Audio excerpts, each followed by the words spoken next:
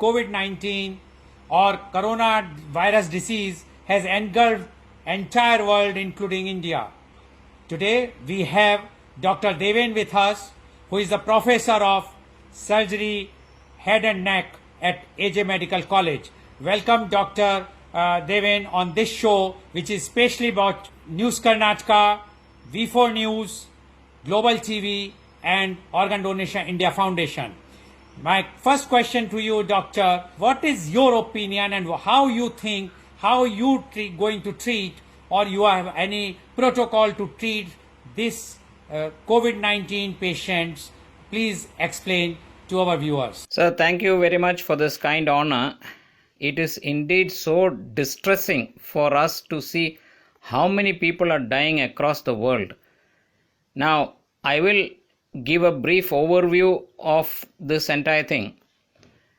Looking at the way the virus is and how any virus is, what does a virus do?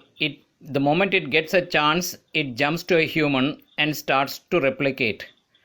Now, what will a human do is it will initiate the initial defense processes of viral immunity. When the body realizes that it is not having the requisite capacity, what can the body do? It can arrest viral replication by increasing the body temperature. Now this happens few days, 1 or 2 days after the virus has gained access to the body. Now what should we as humans do? The moment we have the prodromal symptom, that is a slight itch or a pain in the throat, a slight feverish feeling, a feeling of tiredness, slight temperature, instantly we can assist the body in its second line of defense, and that is by increasing our own body temperature. If you observe, when animals become sick, what do? They straight go and sit in bright hot sunlight, thereby increasing their body temperature. How can we do that? By frequent sipping of hot water. I repeat again, by frequent sipping of hot water. Keep hot water in a flask, half a glass every 15 minutes, keep sipping until you sweat. It's sizzling hot? Sizzling hot, keep it in a flask, take half a glass, and then tolerable temperature. You can't be burning and scalding your mouth by it, but tolerable hotness, and keep sipping, which is tolerable. And when you keep doing that, when the body temperature increases by 1 degree Celsius, what does the body do? It attempts to bring it down because it is not yet ready for an immune fight through temperature, and therefore we start sweating. The moment you start sweating, it is a clear indication that the body temperature has gone up. Now if you keep doing that throughout the day, for the next 2 days, that is 48 hours time, viral replication will stop and the body's innate antiviral defense mechanism will kick in and completely inactivate the virus and kill it. That is how it should be. Suppose I am doing exercise, I am sweating, and definitely the body temperature will increase. Whether it will also be effective? No, that will not help. Because I have come across reports saying that you should do hot water gargle. That is not enough. You need to keep hot water in a flask and keep sipping hot water till you start sweating. Question is about the exercise. Yeah, no, exercise and this has no relevance. If a person feels that he is getting infected, or even I often tell, if you have gone to an epidemic zone where there is known case of coronavirus, come back for the next 48 hours, keep sipping hot water till the body temperature increases. In that 48 hours time, the body's immune defenses will kick in and clear the viral load. What is the prime intent? To clear off the viral load and kill it. Now, why are people dying? When you look at why are people dying when the immune system is not adequate enough? So, therefore, our focus should be to increase the immune levels of the population at large. Now, as you know, earlier, many years back, during my post-graduation, my prime research and thesis was on immunology and infections. At that time, I had a massive file only on zinc. What is the basis of the immune system of the human body? Primarily, it is red. Which is why when we say an apple a day keeps the doctor away, why do we say an apple? Because when you cut an apple, it becomes red, showing it has a rich content of iron. Earlier we knew that if we had adequate iron stores, the body's immunity will increase. The second thing of immunity is zinc. Zinc is the second cornerstone of immunity. And of course, we had Linus Pauling, a double Nobel laureate, who talked about vitamin C. Now, the main defense mechanism that first kicks in is called humoral immunity, which is antibodies. And to create antibodies, we must have adequate amino acids. What do you mean by amino acids? We get amino acids from, now let us have a look at the nature's ingredients which will give these things. Number 1, amino acids by sprouts. Number 2, vitamin C from fresh lime. Number 3, iron, either apple or black raisins. It is black because of its iron content. And number 4, zinc. The high zinc content is in papaya, watermelon seeds. So if you have either these as natural ingredients or if you have them as supplements, to a large extent the body gets a fighting chance to fight this virus. I have treated countless children by just these supplements, and many parents, countless parents have come and told me about 9 weeks of supplementation later, the large extent of viral sore throats or viral sinus disease which children suffer, they've all disappeared. We should realize, why do we call a cold a cold? Cold is a virus activator. There are dormant viruses in our throat, and when children drink ice, this virus gets activated and they get a sore throat.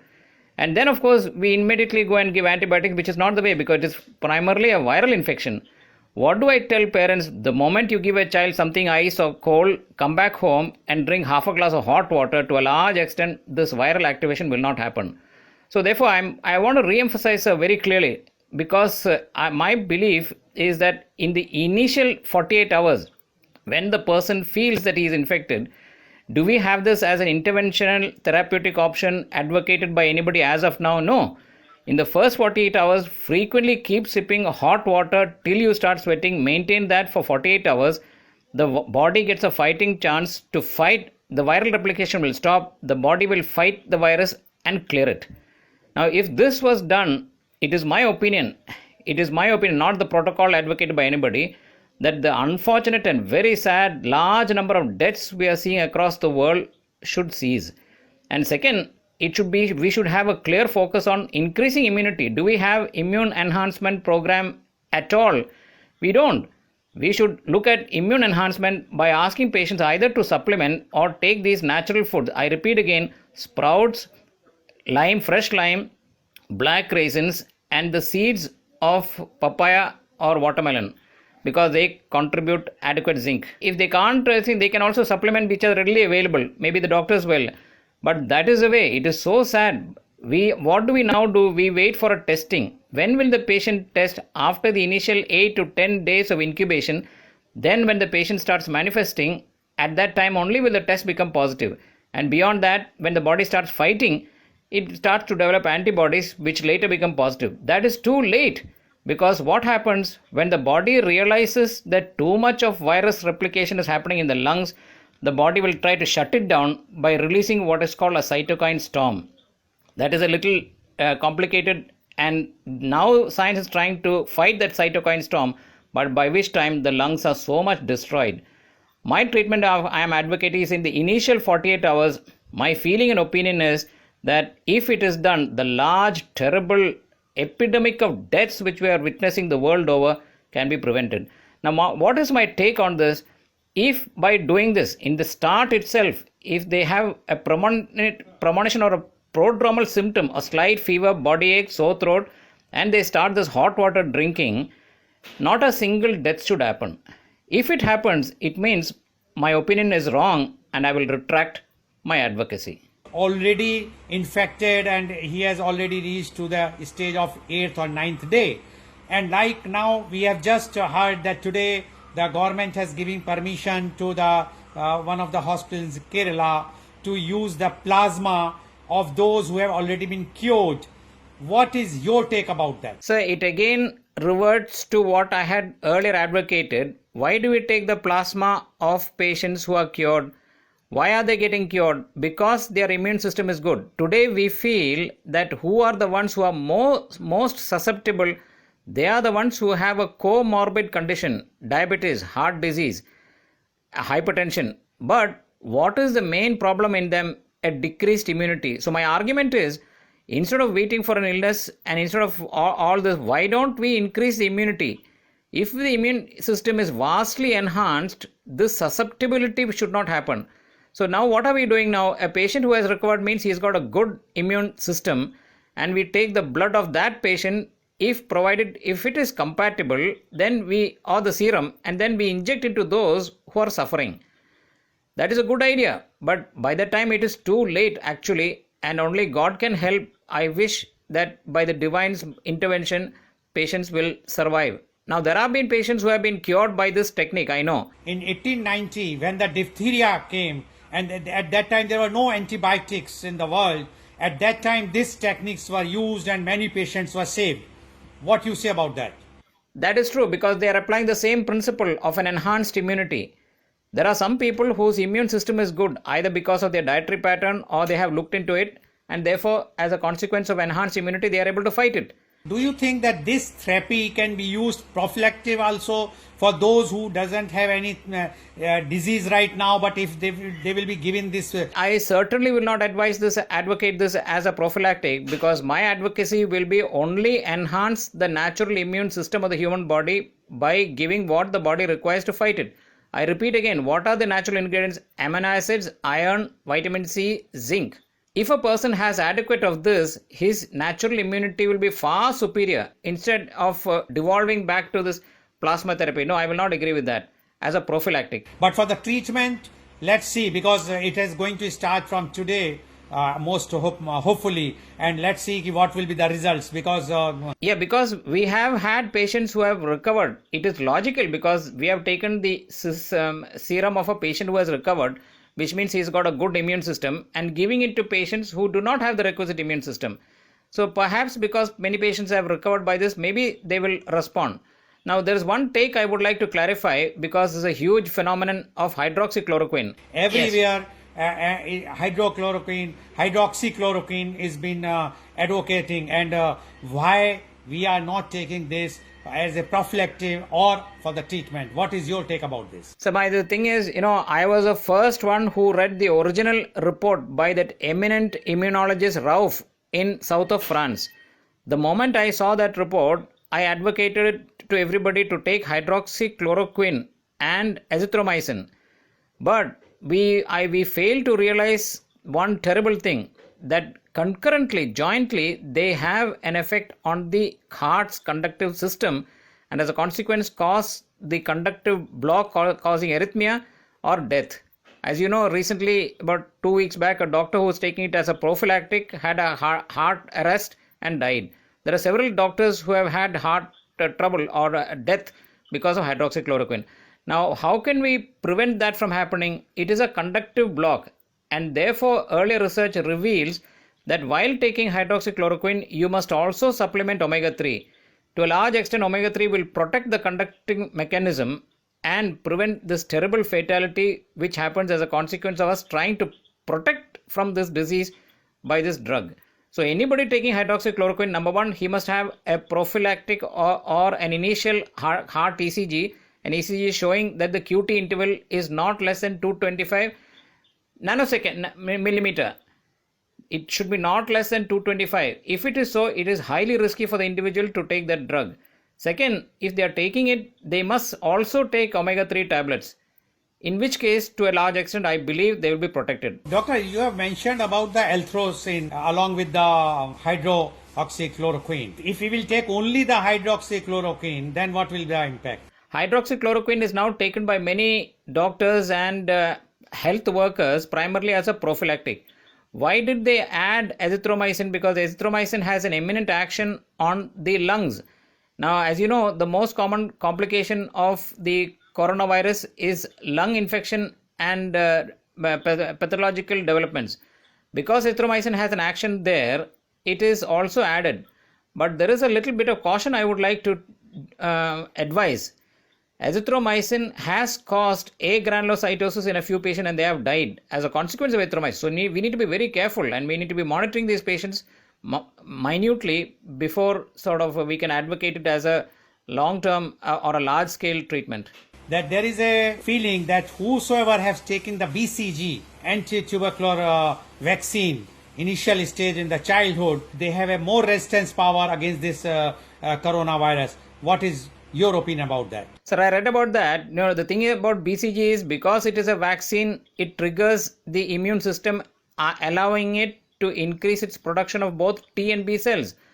But my argument against is I have treated countless number of individuals for both viral sinus disease, viral sore throat, by just enhancing the immune system naturally and then by asking them to sip hot water. So therefore, why should we revert to a vaccine and attempt by wherein which we can actually enhance the immune system by the way nature has intended it to be? Millions of years by a natural immune mechanism we have survived on earth. So millions of years. So why should we therefore look at the current thought of BCG and other things? I will not advocate that. I only will advise the general public, because there is a small little report that happened. They looked into those who died at a later age, and they found that those people had a lower level of blood zinc. Now, if that is said to be true, it is true for the larger population.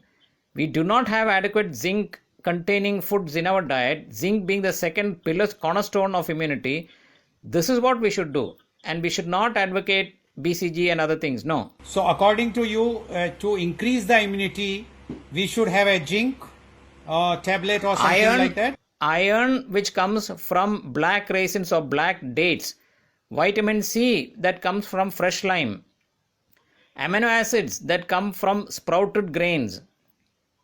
And zinc, which is found to be rich in papaya, watermelon seeds. Okay. So according to you, it's all natural thing which Yes. can increase our immunity.